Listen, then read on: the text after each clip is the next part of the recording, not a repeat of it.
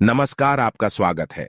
दोस्तों, हर वर्ष भाद्रपद मास के शुक्ल पक्ष की पूर्णिमा तिथि से आश्विन मास के कृष्ण पक्ष की अमावस्या तिथि तक पितृपक्ष मनाया जाता है और 14 अक्टूबर के दिन पितृपक्ष का समापन होगा।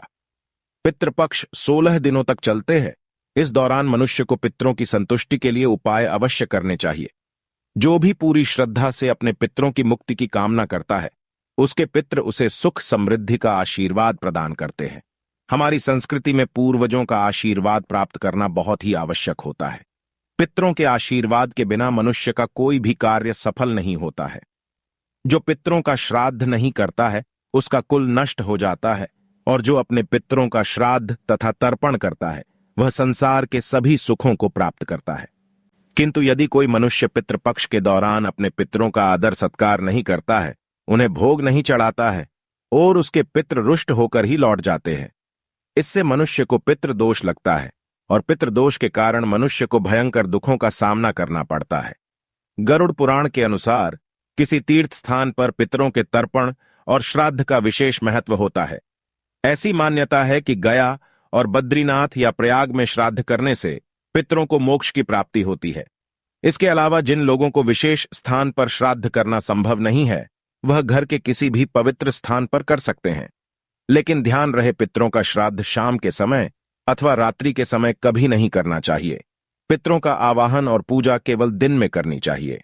रात्रि में आवाहन करने में नकारात्मक शक्तियां घर में प्रवेश कर सकती हैं, अथवा जो पितृ प्रेत योनि में होते हैं वे घर में प्रवेश कर सकते हैं, जिससे घर में दुर्घटनाएं होने लगती हैं। दोस्तों, अगर आप इस चैनल पर नए हैं तो इसे सब्सक्राइब जरूर करें, कमेंट में जय श्री कृष्ण अवश्य लिखें, साथ ही वीडियो को लाइक जरूर करें। आइए जान लेते हैं, गरुड़ पुराण के अनुसार मनुष्य को अपने पितरों को प्रसन्न करने के लिए कौन से महत्वपूर्ण उपाय करने चाहिए। सबसे पहला उपाय, पितृपक्ष के दिनों में लोग मृत आत्माओं का आवाहन करते हैं, जिस कारण से पितरों के साथ अन्य प्रेत आत्माएं भी घर में प्रवेश करने का प्रयास करती है।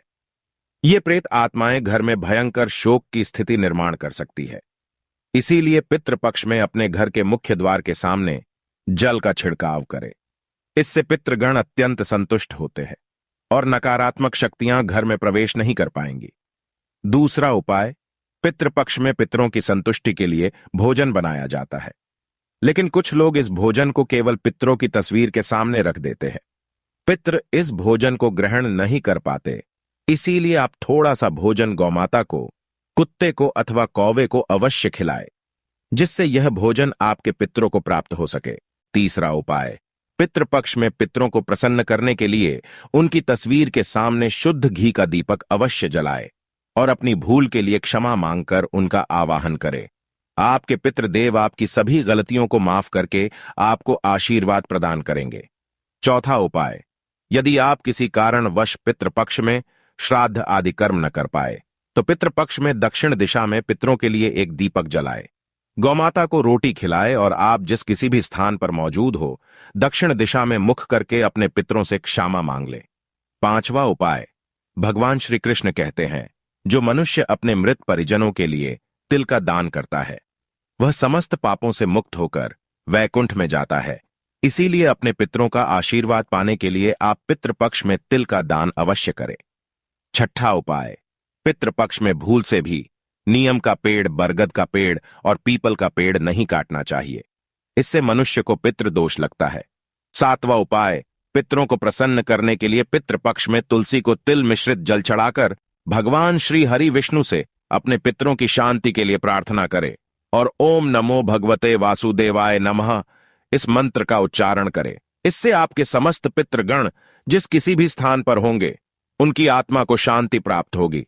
आठवां उपाय, यदि आपको आपके पितरों की मृत्यु की तिथि पता नहीं है तो आपको पितरों के लिए सर्वपितृ अमावस्या के दिन श्राद्ध कर्म करने चाहिए।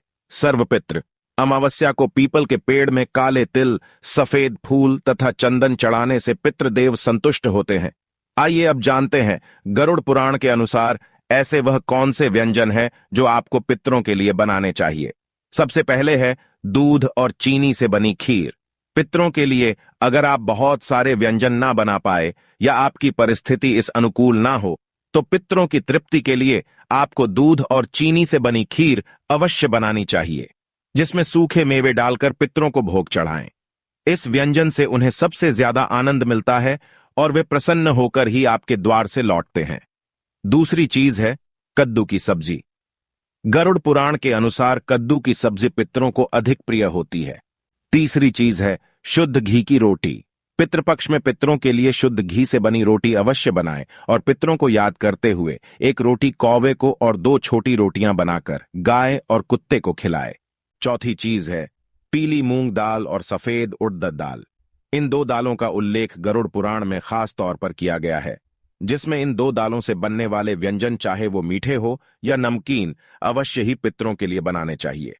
अगर आप उनकी श्राद्ध तिथि पर इस व्यंजन को बनाते हैं तो आपके पितृ गण अत्यंत संतुष्ट होंगे। इसके अलावा गेहूं से बनी पूरी, मीठी गुड़ की रोटी, मीठे केसर वाले चावल, काले चने और बेसन से बनी चीजें भी पितरों के लिए बनाई जाए तो पितृ प्रसन्न होकर उन्हें ग्रहण करते हैं। आइए अब जानते हैं भोजन कैसे बनाना चाहिए। जैसे हम ईश्वर का भोग बनाते समय उस भोजन को नहीं छकते अथवा उसे झूठा नहीं करते हैं, ठीक उसी प्रकार से हमें पितरों का भोजन भी उन्हें अर्पण करने से पहले झूठा नहीं करना चाहिए। भोजन बनाने से पहले आपको पूरी तरह से शुद्ध होना चाहिए। बिना स्नान किए आपको पितरों का भोजन नहीं बनाना चाहिए और जो स्त्री मासिक धर्म में हो उस वक्त भी उन्हें पितरों के भोजन को नहीं बनाना चाहिए। ऐसा भोजन पितृ स्वीकार नहीं करते हैं। पितृ भोजन बनाने से पहले रसोई घर को गंगा जल से स्वच्छ कर लेना चाहिए और यदि गंगा जल ना हो तो साधारण जल छिड़क कर पहले स्वच्छ कर लेना चाहिए। उसके बाद ही भोजन बनाना चाहिए। भोजन बनाने से पूर्व इस मंत्र का जाप अवश्य करें, ओम पितृदेवाय नमः। आइए अब जानते हैं पितरों को किस प्रकार का भोजन नहीं चढ़ाना चाहिए। सबसे पहली बात, कई लोग मानते हैं कि उनके पितरों को मांसाहार भोजन पसंद था तो उन्हें पितृ श्राद्ध पर मांसाहार बनाकर खिलाना चाहिए, किंतु ऐसा करना अनिष्ट कारक हो सकता है। जब आपके पूर्वज पितृलोक में प्रवेश करते हैं तो उनका भोजन सात्विक बन जाता है। इसीलिए पितरों के लिए केवल सात्विक भोजन ही बनाए। तामसिक व्यंजन जैसे प्याज, अदरक और लहसुन आदि का प्रयोग भी श्राद्ध भोजन में नहीं करना चाहिए। ऐसा भोजन पितृदेव स्वीकार नहीं करते हैं। पितृपक्ष के दौरान कभी किसी बुजुर्ग का अपमान नहीं करना चाहिए। इससे हमारे पितृ रूठ जाते हैं और हम उनके आशीर्वाद से वंचित रह जाते हैं। पितृपक्ष में अपने बड़े बुजुर्गों को सम्मान देना चाहिए। उनके हाथों से दान धर्म करना चाहिए। ऐसा करने पर मनुष्य को श्रेष्ठ फलों की प्राप्ति होती है। तो इस प्रकार से अपने पितरों की पूजा करके आप उनका आशीर्वाद प्राप्त कर सकते हैं। उम्मीद है आपको यह जानकारी अच्छी लगी होगी। वीडियो को लाइक जरूर करें और कमेंट में जय पितृदेव और जय श्री कृष्ण अवश्य लिखें।